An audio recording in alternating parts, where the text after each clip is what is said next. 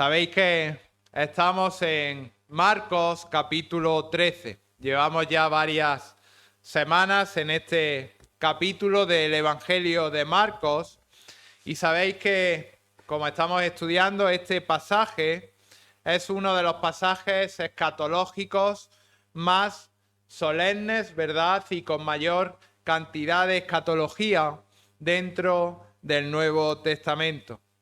Sabéis que estamos en el conocido discurso del Monte de los Olivos. Un discurso que fue pronunciado por nuestro Señor Jesucristo en la última semana de su ministerio terrenal. Concretamente, sabéis que estamos viendo como la última semana del Señor Jesucristo y este mensaje, este sermón, fue dado el miércoles, apenas unas horas antes de ser arrestado y posteriormente crucificado en la cruz. Y este discurso, como estamos estudiando, Jesús levanta el velo, ¿verdad? Da a conocer a sus discípulos y a aquellos que leemos la palabra del Señor el futuro y revela los acontecimientos que van a marcar el clímax de la historia humana y el establecimiento definitivo del reino de Dios en la tierra. Pero para entender este pasaje, como venimos haciendo a lo largo de las últimas semanas, es fundamental entender el contexto inmediato, porque si no, cuando nos acercamos a la escatología, la mente tiende a divagar, tiende a fantasear, Por lo tanto, tenemos que ceñirnos al contexto. Si recordamos, en sermones anteriores estuvimos estudiando que en este día, el miércoles, la mayor parte del día, Jesús había estado enseñando en el templo de Jerusalén, ¿verdad? En él, el martes, concretamente, había confrontado a los líderes religiosos, ¿verdad? Estudiamos cómo le había ya visto que eran unos hipócritas, había denunciado la apostasía de su pueblo, de la nación de Israel, y había anunciado juicio porque seguían una religión vacía, externa y sin fruto. Después de esta denuncia que el Señor había hecho, el Señor recordar que salió del templo y uno de sus discípulos vio el templo, vio la magnificencia del edificio y Jesús respondió con una profecía que era devastadora. Recordar en el capítulo 13, versículo 2, fijaros, el Señor dijo que no iba a quedar piedra sobre piedra. Ante esa declaración, justo al salir del templo, hizo que 4 de sus discípulos, concretamente Pedro, Jacobo, Juan y Andrés, fuesen a un lugar privado donde se veía el templo y le preguntasen acerca de cuándo iban a producirse esos eventos. Y como vimos también hace unas 3 semanas, vimos que esa pregunta no solamente se refería a cuándo iba a ser la destrucción del templo, que como si recordáis fue en el año 70 después de Cristo, sino que también se refería al establecimiento del reino mesiánico y al final de la era. Si os vamos a Mateo, capítulo 24, recoge esta pregunta en el versículo número 3. Dice: y estando sentado en el monte de los olivos, los discípulos se le acercaron aparte diciendo: dinos, ¿cuándo serán estas cosas? ¿Verdad? Hasta ahí registra el Evangelio de Marcos, pero preguntan y dice: ¿y qué señal habrá de tu venida y del fin de siglo? Es decir, está preguntándole sobre esos eventos futuros. Y como he repetido en estas últimas predicaciones, el Señor les da la explicación más densa, más larga a cualquier pregunta que le habían hecho a lo largo de su ministerio terrenal. Y antes de adentrarnos en el pasaje que nos toca en esta mañana, es importante, como vengo haciendo, hacer esta aclaración. El creyente, nosotros, ahora que estamos en el tiempo de la iglesia, si morimos, vamos de inmediato a la presencia de nuestro Salvador. Vamos de inmediato. Fijaros, dice 2 de Corintios capítulo 5, versículo 8. Pero confiamos y más quisiéramos estar ausentes del cuerpo y presentes al Señor. Es decir, el creyente en el tiempo de la iglesia nos vamos directamente a la presencia del Señor. Le dijo el Señor Jesucristo, de cierto te digo que hoy estarás conmigo en el paraíso. También sabemos, como vengo diciendo, que nuestros cuerpos serán resucitados en el día futuro, en el día en el que el Señor Jesús vendrá para el arrebatamiento de la iglesia. Y después de ese arrebatamiento de la iglesia, comienza esto que estamos estudiando, ese periodo de 7 años de la historia, ¿verdad? Recordamos predicaciones de la semana pasada y de la anterior, que iba a estar caracterizado por guerras, engaños, persecución y tribulación. Al final de ese tiempo, que se va a magnificar todo, que se conoce como la gran tribulación, lo que estudiamos la semana pasada. Y después de esto, fijaros, el Señor, después de esta aclaración, el Señor dirige la atención a sus discípulos y a la generación futura. Es decir, estos acontecimientos no los va a ver la iglesia. La iglesia habrá sido arrebatada y estaremos con el Señor Jesucristo para volver, como vamos a ver. Por eso vamos a estar en Marcos capítulo 13, versículo del 24 al 37. Dice así: pero en aquellos días, después de aquella tribulación, el sol se oscurecerá y la luna no dará su resplandor. Las estrellas caerán del cielo y las potencias que están en los cielos serán conmovidas. Entonces verán al Hijo del Hombre, que vendrá en las nubes con gran poder y gloria. Y entonces enviará a sus ángeles y juntará a sus escogidos de los 4 vientos, desde el extremo de la tierra hasta el extremo del cielo. De la higuera aprended la parábola. Cuando ya su rama está tierna y brotan las hojas, sabéis que el verano está cerca. Así también vosotros, cuando veáis que suceden estas cosas, conoced que está cerca, a las puertas. De cierto os digo, que no pasará esta generación hasta que todo esto acontezca. El cielo y la tierra pasarán, pero mis palabras no pasarán. Pero de aquel día y de la hora nadie sabe, ni aun los ángeles que están en los cielos, ni el Hijo, sino el Padre. Es como el hombre que yéndose lejos dejó su casa y dio autoridad a sus siervos y a cada uno su obra. Y al portero mandó que velase. Velad, pues, porque no sabéis cuándo vendrá el Señor de la casa, si al anochecer o a la medianoche, o al canto del gallo o a la mañana, para que cuando venga de repente no os halle durmiendo. Y lo digo a vosotros, y lo que a vosotros digo, a todos lo digo. Velad.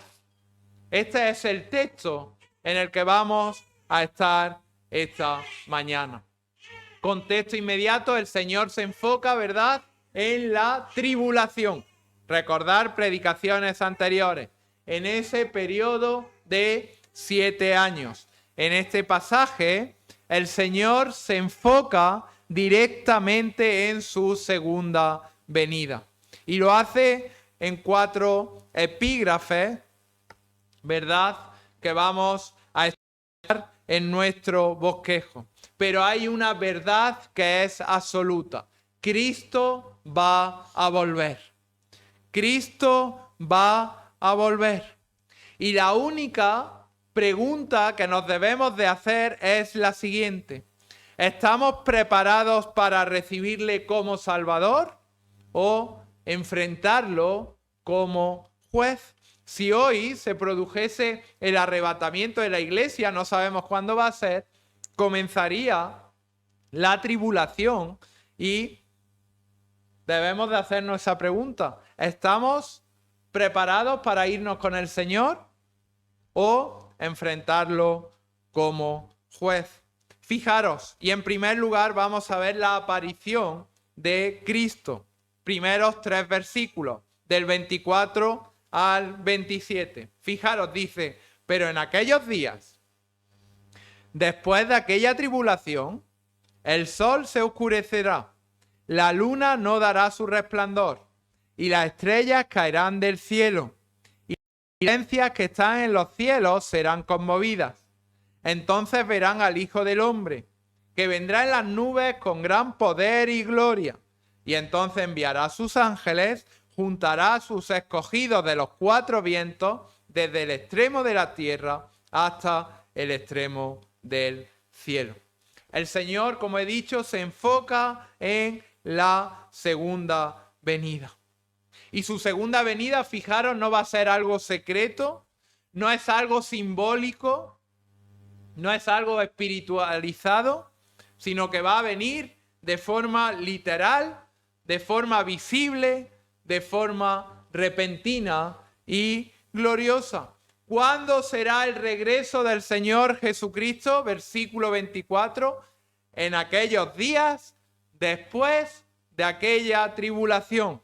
Es decir, su regreso, el Señor va a regresar después de la gran tribulación. Recordar el pasaje anterior. Es decir, va a regresar después del periodo final de 7 años.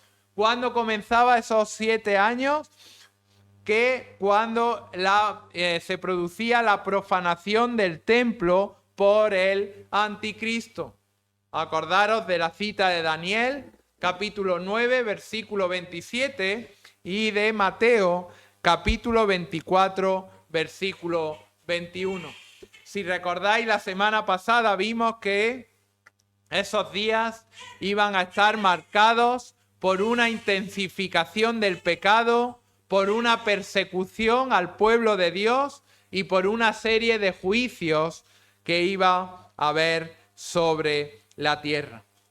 Después de esa tribulación llega a su fin, la ira de Dios ha sido consumada, el Señor va a regresar para destrozar a sus enemigos y desde ese momento comienza ese periodo de 1000 años que se conoce como el milenio y establece su reino mesiánico. Es decir, es una secuencia clara, ordenada, y fijaros que está predestinada soberanamente por Dios Padre. El Señor Jesucristo va a regresar, sí, ¿cuándo? Al final de la gran tribulación. ¿Qué va a suceder? Fijaros, seguimos leyendo, versículo 24, el sol se oscurecerá y la luna no dará su resplandor, las estrellas caerán del cielo y las potencias que están en los cielos serán conmovidas. Es decir, cuando el Señor regrese en su segunda venida, va a haber una oscuridad total. El sol se va a oscurecer, la luna no va a dar resplandor, todas las estrellas del cielo van a caer. Es decir, Dios va a retirar su poder sustentador y las potencias celestiales van a ser conmovidas. Y fijaros que no se trata de un lenguaje poético exagerado, sino que aquí va a haber un cumplimiento literal de las profecías del Antiguo Testamento. Fijaros, vámonos ahora a Isaías, capítulo 13. Isaías, capítulo 13, los versículos del 9 al 13. Dice Isaías 13, versículos del 9 al 13. He aquí el día de Jehová viene, terrible y de indignación y ardor de ira, para convertir la tierra en soledad y raer de ella a sus pecadores, por lo cual las estrellas de los cielos y sus luceros no darán su luz, el sol se oscurecerá al nacer y la luna no dará su resplandor. Castigaré al mundo, por su maldad, y a los impíos por su iniquidad, y haré que cese la arrogancia de los soberbios, y abatiré la altivez de los fuertes. Haré más precioso que el oro fino al varón, y más que el oro de Ofir al hombre, porque haré estremecer los cielos, y la tierra moverá de su lugar, en la indignación de Jehová de los ejércitos y en el día del ardor de su ira. Encontramos también esta profecía en Joel capítulo 2 y en Sofonías capítulo 1. Es decir, el universo entero responderá al regreso de su creador. La creación misma que gime bajo el peso del pecado va a ser sacudida cuando el Señor Jesucristo regrese en su segunda venida. ¿Y cuál va a ser la señal? Fijaros, no va a ser un evento político, no va a ser un desastre natural, sino como dice versículo 26, la señal del comienzo de la segunda venida, la señal del comienzo del reino milenial, verán al Hijo del Hombre. No va a ser un desastre natural, no va a ser algo político, sino que van a ver con sus propios ojos a el Hijo del Hombre. Van a ver al Señor Jesucristo. Y ahora no va a venir como vino en su primera venida como un siervo sufriente, sino que va a venir como un conquistador. Fijaros, Apocalipsis capítulo 19, no lo vamos a leer por amor al tiempo, pero ahí nos describe de forma específica cómo vendrá el Señor Jesucristo. Y dice que vendrá montado en un caballo blanco. Qué diferencia de su primera venida, ¿verdad? Cuando entró en la ciudad de Jerusalén montado en un pollino. Ahora vendrá en un caballo blanco. Dice la palabra de Dios en Apocalipsis que será seguido por los ejércitos celestiales. Y la primera venida vino a morir por los pecadores. Y la segunda vez vendrá para juzgar y reinar con justicia perfecta. Y en ese momento, ¿qué va a suceder? Fijaros, versículo 27, enviará a sus ángeles, ¿para qué? Versículo 27, para reunir a sus escogidos de los cuatro vientos.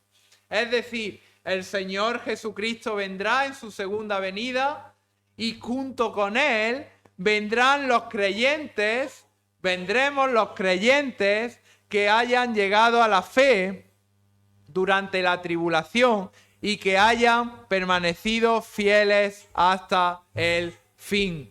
Judíos y gentiles protegidos por la gracia soberana de Dios. Es decir, creyentes del Antiguo Testamento, creyentes del periodo de la Iglesia, aquellos que hayan permanecido fieles durante la gran tribulación, todos los redimidos, todos los creyentes de todas las épocas, estaremos junto con el Señor Jesucristo para participar del reino milenial. Y después de ese reino milenial, después de esos 1000 años, después el Señor hará cielos nuevos, tierra nueva y estaremos en la eternidad junto con nuestro Señor Jesucristo. Versículo 27. Hará a sus escogidos de los 4 vientos, desde el extremo de la tierra hasta el extremo del cielo, es decir, creyentes redimidos de todas las épocas. El Señor va a venir. El segundo punto, el Señor hace una analogía de esta venida. Fijaros versículos 28 al 30 para que puedan comprender lo que el Señor estaba explicando. Fijaros, dice, de la higuera, aprended la parábola. Cuando ya su rama está tierna y brotan las hojas, sabéis que el verano está cerca.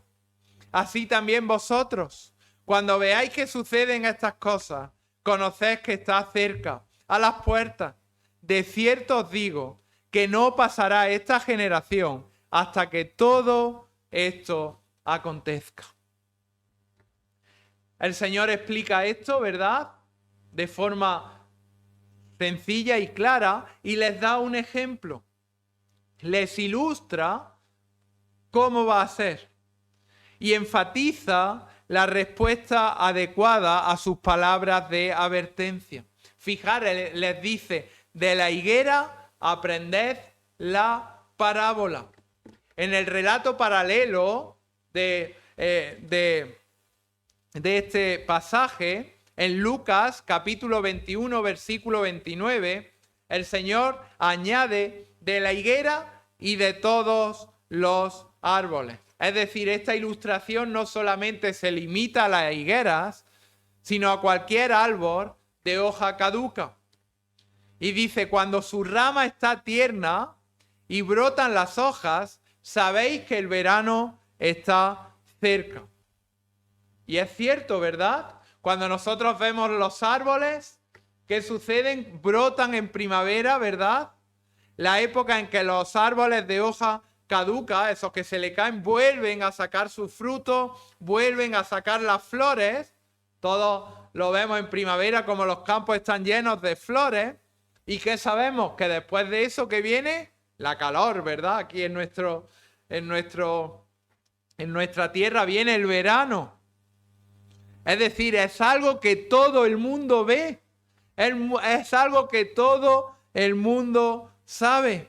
Pues esta analogía fue explicada con el fin de ilustrar las características del regreso del Señor. Es decir, cuando veamos que todo esto estaba sucediendo, todo esto que el Señor explicó en la gran tribulación, la venida del Señor está cerca. De la misma manera que nosotros predecimos, si no tuviésemos un calendario, si no tuviésemos reloj, cuando salen las flores, que el verano está cerca, los creyentes que en ese tiempo estén van a saber, van a anticipar que estén sufriendo esa tribulación, que hayan visto que los creyentes hayan ido ya con el Señor Jesucristo, van a saber, van a anticipar que el Señor Jesucristo está a punto de regresar por segunda vez. Esto es lo que está diciendo. Esos creyentes, como dije, que aún en el tiempo de la tribulación va a haber y que van a creer y que van a entender el mensaje del Evangelio y van a ser salvos, cuando estén en ese tiempo van a decir, ¡guau! Quedan menos de 7 años para que el Señor Jesucristo regrese. Y fijaros, aquí hago otro inciso, dice, así también vosotros.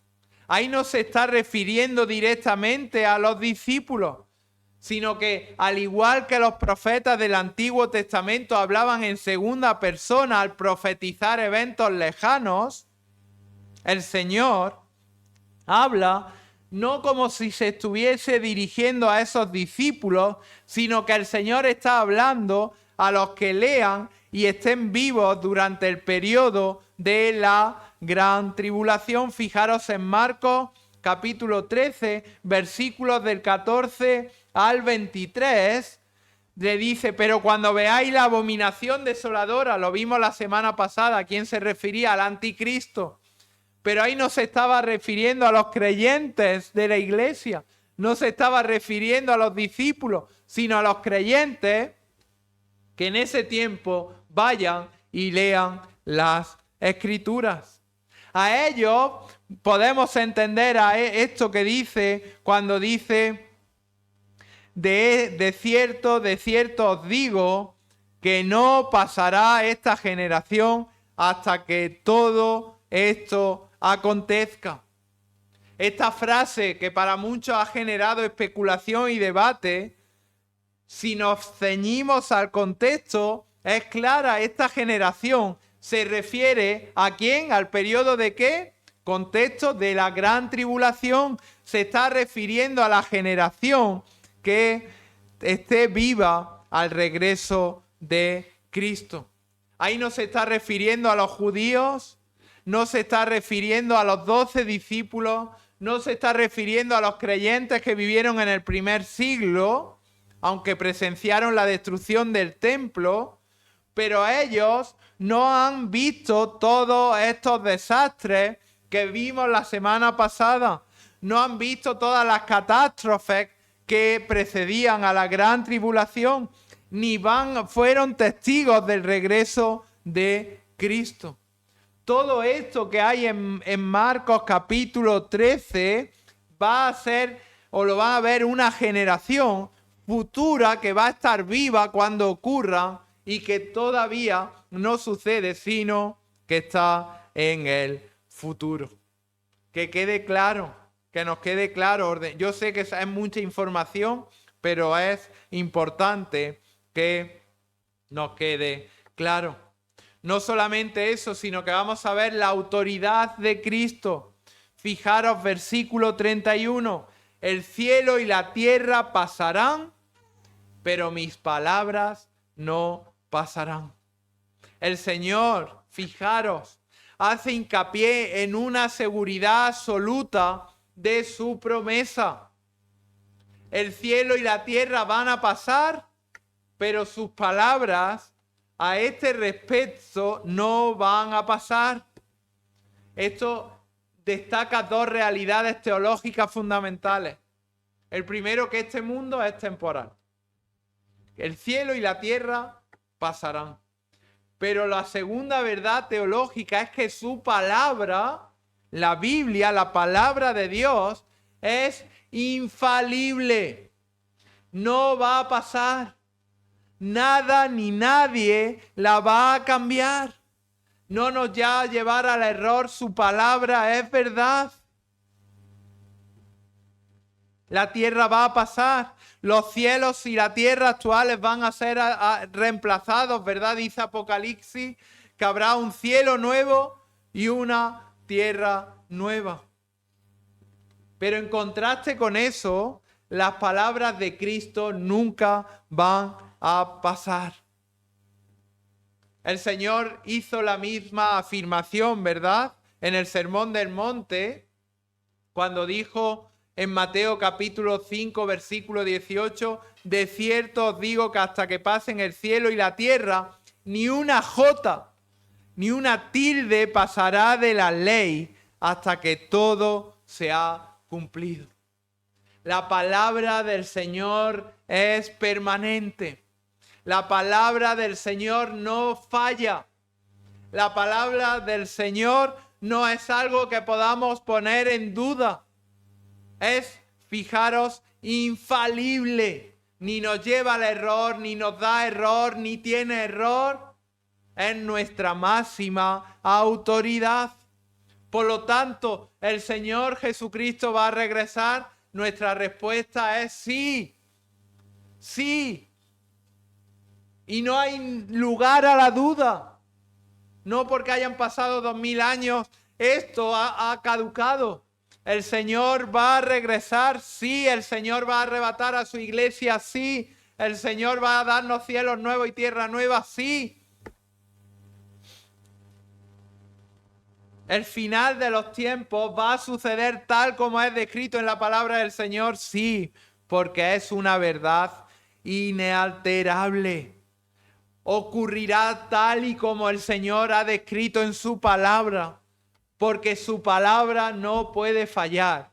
Su palabra es verdad, porque está intrínseca. Siempre pongo el mismo ejemplo.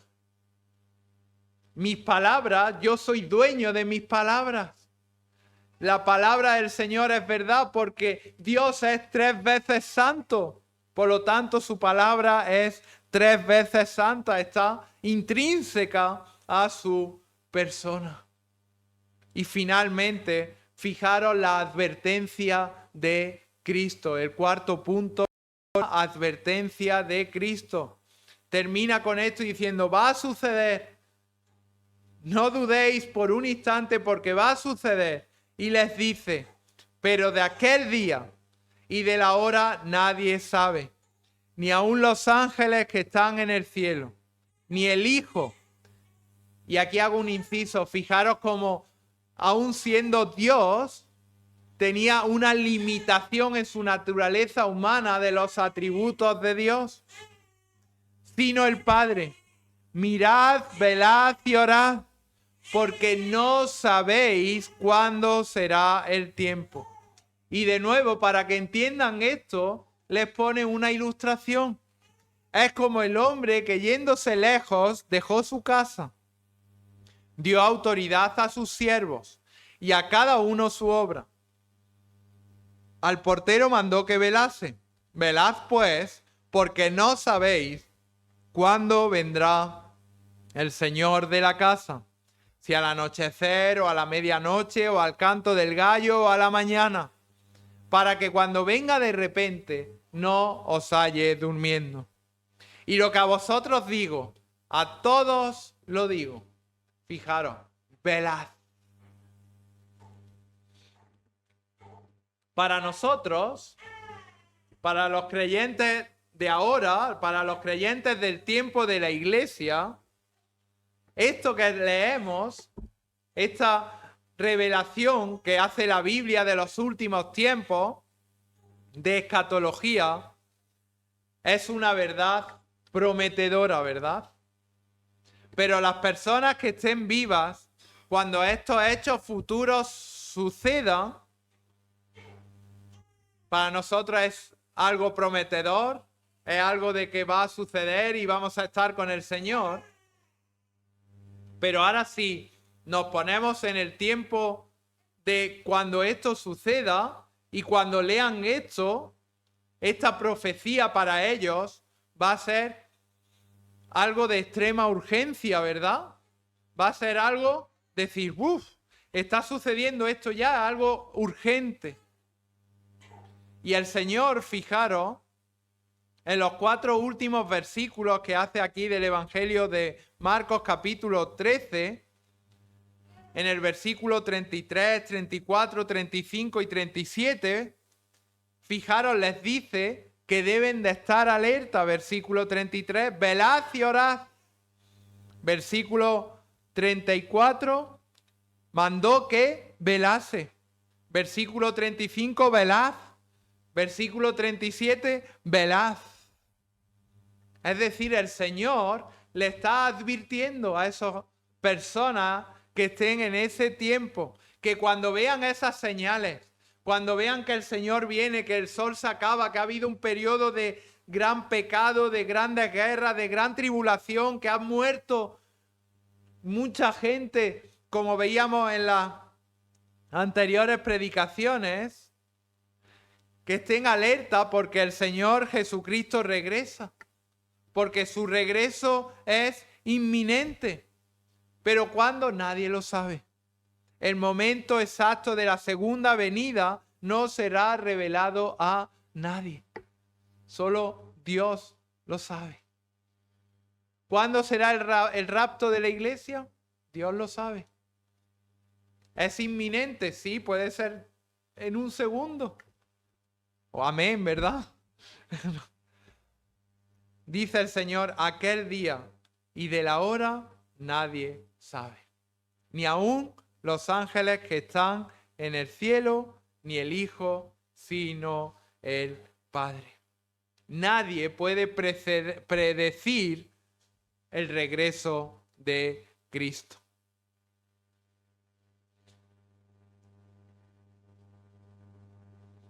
Pero hay gente que se dedica a esto, ¿verdad?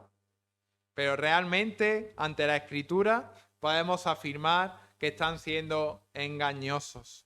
En especial, si los acontecimientos de la tribulación no han comenzado. Y nosotros afirmamos que no han comenzado. ¿Por qué? Porque aún estamos en el periodo de la iglesia y no se ha producido ese arrebatamiento. Por lo tanto, esa generación futura que va a presenciar esas señales del fin de los tiempos, el Señor emite esta advertencia.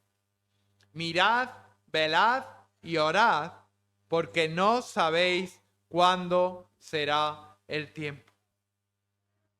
Solamente el Dios Trino sabe el momento exacto de la venida de Cristo. Por lo tanto, los creyentes que estén vivos durante la tribulación deben de estar en vigilancia constante. ¿Qué tipo de vigilancia? Pone un ejemplo. En un hombre que se va lejos, que deja su casa, que tiene una serie de siervos y cada uno tiene una cosa que hacer. Y al portero le manda que velase. Y antes de partir le da una serie de deberes, ¿verdad?, a cada uno de sus criados. Se espera que hagan esas tareas, se espera que lo hagan con diligencia, con vigilancia, sabiendo que el Señor podía regresar en cualquier momento. Algunas veces han ido nuestros padres de casa y lo tenemos todo desordenado y decimos, bueno, ¿cuándo vendrán? Vamos a tenerlo preparado, ¿verdad? Que esté todo, la cama hecha, todo hecho, para que cuando llegue esté todo bien. Más o menos especulábamos, ¿verdad? Pues aquí le está diciendo más o menos, salvando las distancias, esto. No sabían cuándo el Señor de la casa iba a venir. Fijaros, y les da los 4 periodos de vigilancia dentro del horario romano. Si a la noche o a la mañana, al canto del gallo o a medianoche. Y les dice que no os halle durmiendo. El Señor va a regresar en cualquier momento y por lo tanto la implicación es que los creyentes que estén vivos en esos días finales deben de estar en alerta, deben de estar velando, de no caer en tentación, de no estar distraídos o no tener letargo espiritual. Y el Señor los dice, velad.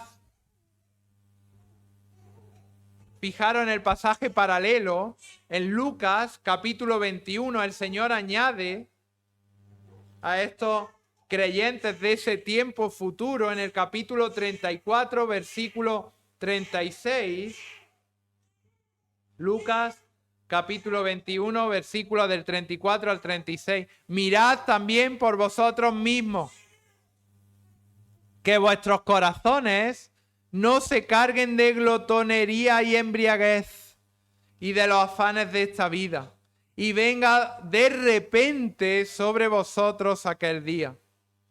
Porque como un lazo vendrá sobre todos los que habitan sobre la faz de toda la tierra.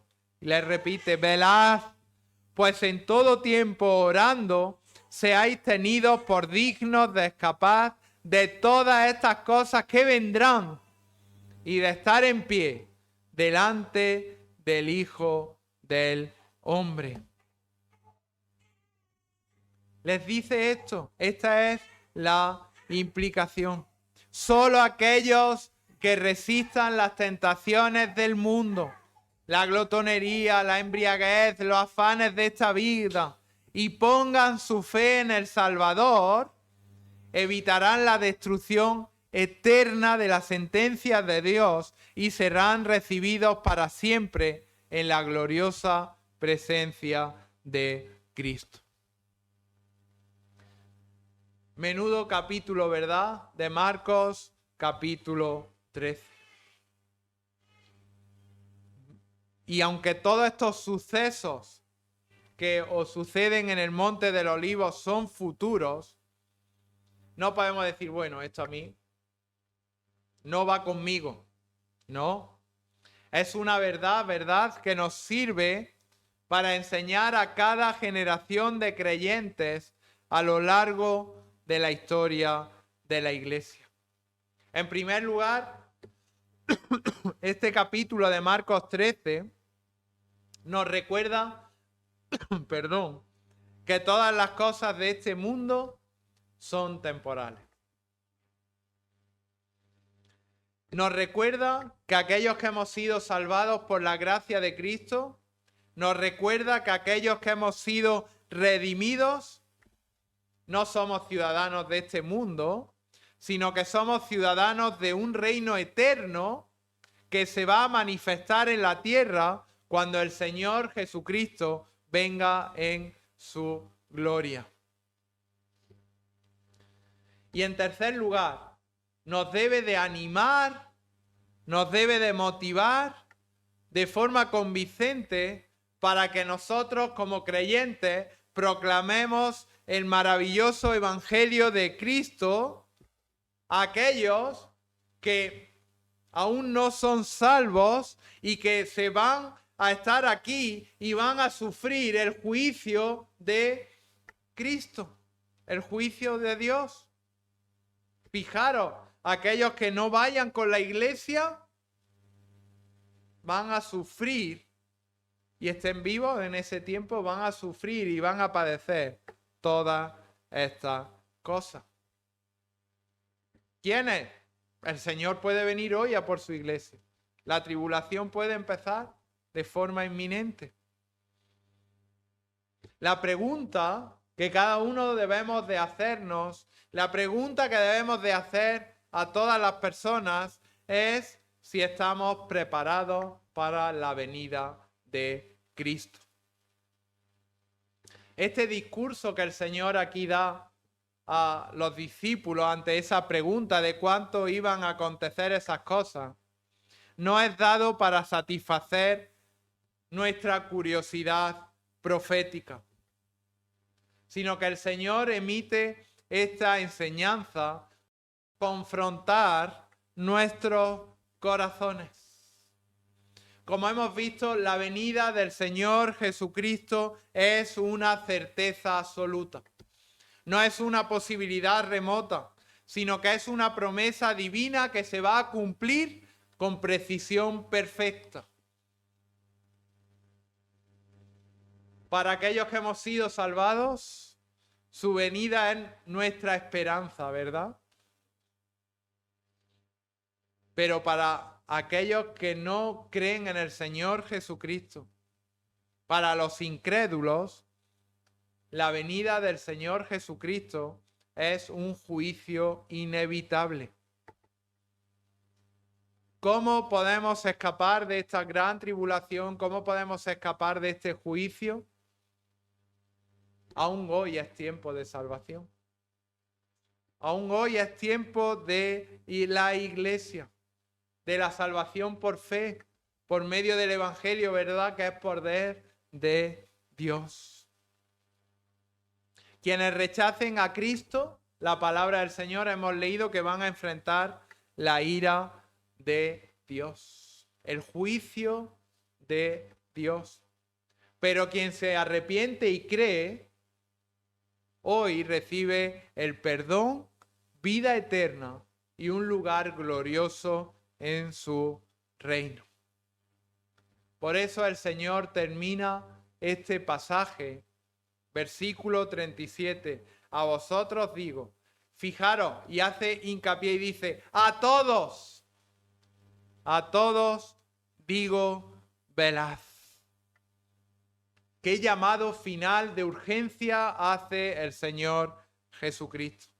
Velad en arrepentimiento, velad en fe, velad confiando únicamente en la obra perfecta de Cristo en la cruz, quien murió por los pecadores, pero al tercer día resucitó para darnos vida eterna a todo aquel que cree.